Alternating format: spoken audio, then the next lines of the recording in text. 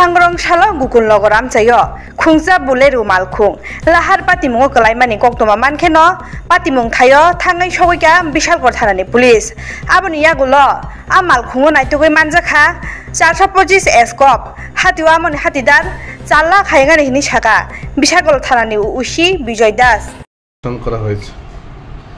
আজকে ভোরবেলা আমাদের কাছে একটি খবর আসে যে একটি বোলেরো ভেহিকেল গোকুলনগর কলেজের কাছে ক্যাপসাইজ হয়ে পড়ে আছে।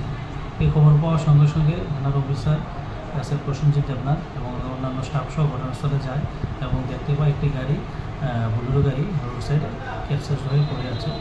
তখন গাড়িটি নাম্বারলেস ছিল, সন্দেহ হয় গাড়িটি আমরা চেক করে গাড়ির পেছনে আমরা ডিকিতে অনেকগুলো নিষিদ্ধ কফ সিরাপ যেটা স্কফ আমরা পাই এবং পাওয়ার পর আমরা এনডিপিএসের সব ফর্মালিটিস মেনটেন করে এবং লোকাল সাক্ষী এবং ডিসিএমের উপস্থিতিতে আমরা গাড়িটা ভালো করে তল্লাশি করি এবং তল্লাশি করে গাড়ি থেকে 5টি বড় কার্টুন এবং 3টি ছোটো কার্টুন উদ্ধার করি, যা সর্বমোট 825 বোতল স্কফ আমরা উদ্ধার করি এবং বর্তমানে আমরা একটা কেস নিয়ে তদন্ত করছি যে এটার পেছনে কে জড়িত আছে এবং তার বিরুদ্ধে এনডিপিএস দ্বারা আমরা কেস নিয়ে যদি ইমপ্রুভমেন্ট পাই আমরা অতি সত্বর এই কেসে অ্যারেস্ট করি।